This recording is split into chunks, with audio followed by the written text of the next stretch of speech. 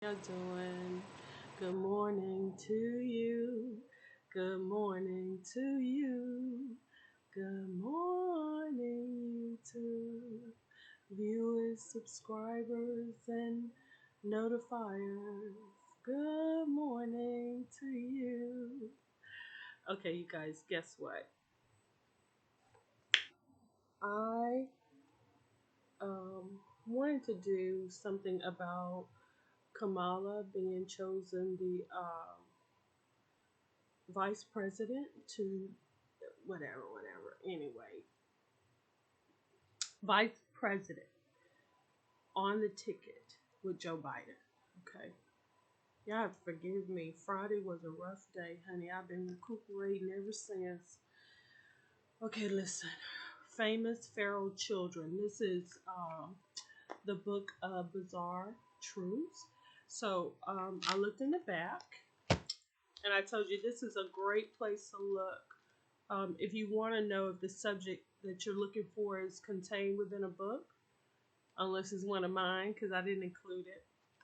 But you can look in the back. So I looked in the back and I found the name Kamala. So there was a famous pharaoh child named Kamala. Anyway, I'll read it to you.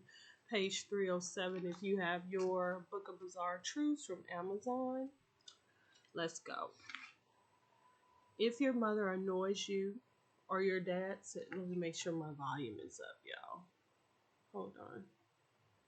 Let me do this. It's at 50%. So let's go higher. Okay. Now, you should be able to hear me really good. Okay. Famous feral children. If your mother annoys you or your dad says something embarrassing in public, cut them some slack. If they didn't abandon you to wolves, keep you locked in a room, or make you live in a chicken coop, they couldn't have been that bad. You could have had it a lot worse. Check out the following stories of feral or wild children, kids who were raised with either very little human contact or none at all. Okay? Children that were raised with very little human contact or none at all. Okay? Amala and Kamala. Amala and Kamala. You see? I couldn't believe it. Okay. Reverend Joseph Singh, in charge of an orphanage in the northern part of India in 1920, kept hearing villagers speak of ghostly girls who ran with wolves at night. Singh camped out one evening to watch for these alleged figures and discovered the myth was reality. Two seemingly unrelated girls were found in a wolf den. Their hair was matted, their eyes were bugged out, and they walked on all fours. Singh tried to rehabilitate the girls, but being raised by wolves for the first few years of their lives had an indelible effect. The girls tore off their clothes and only ate raw meat. Neither Amala nor Kamala lived very long. Amala was 3 when she died, doesn't say how. Kamala, somewhere between 14 and 17. Again, they don't say how. Both learned a few words of English, and Kamala was able to walk on her own, though with an odd stride. I wonder why. Let me tell you something. This is a very sinister world that we live in. And that's all I'm going to say. How these girls came to be out without adults in the first place. Think about that. Okay, Oxana Malaya, the Ukrainian dog girl.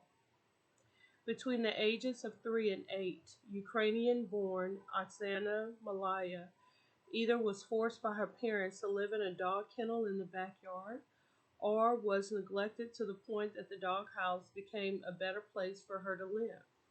It's been reported that her alcoholic parents did not allow her to come into the house, did allow her to come into the house occasionally. But Oxana spent most of her time with the dogs, learning to growl, bark, and sniff her food before she ate it. When she was rescued in 1991,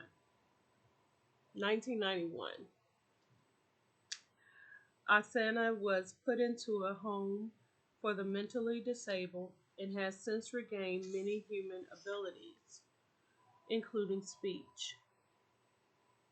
Now in her 20s, Oksana, so this is really old because if she was born in 1991, she should be going on 30, if not 30.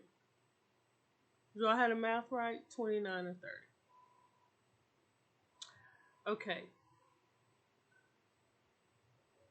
Oksana still resides in a home for the mentally challenged. Victor, the wild child of Aviron.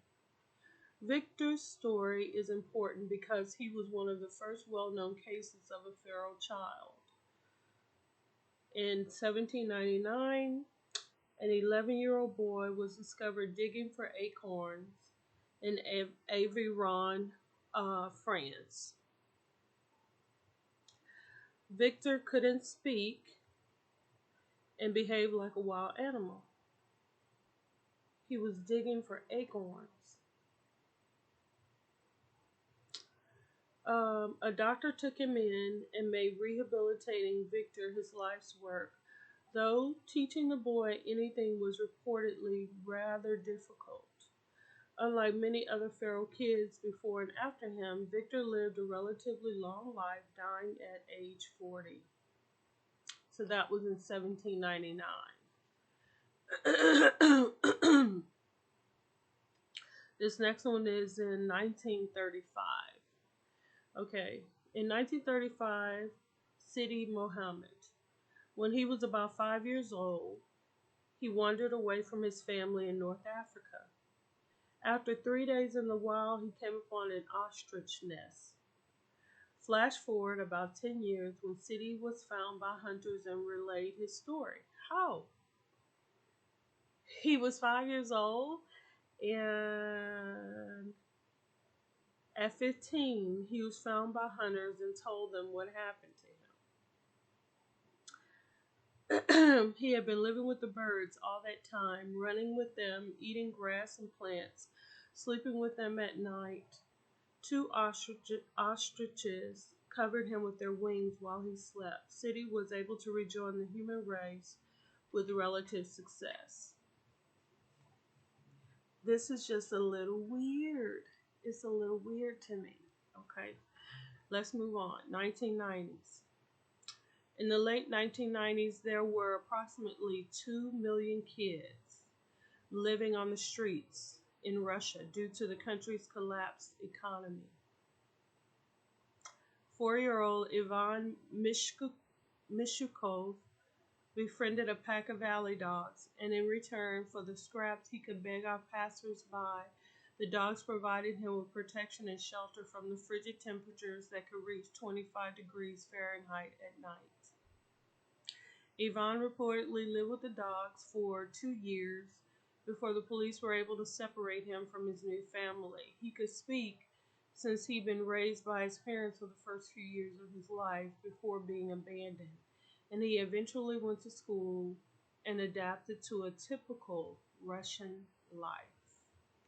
He's another one that should be in his 30s now. So that was famous feral children, one of which was named Kamala. And it's pages 307 and 308 in the book of Bizarre Truths. So let me know your thoughts. Put your questions and comments down below. And like this video, subscribe to this video, and I will see y'all later. Bye.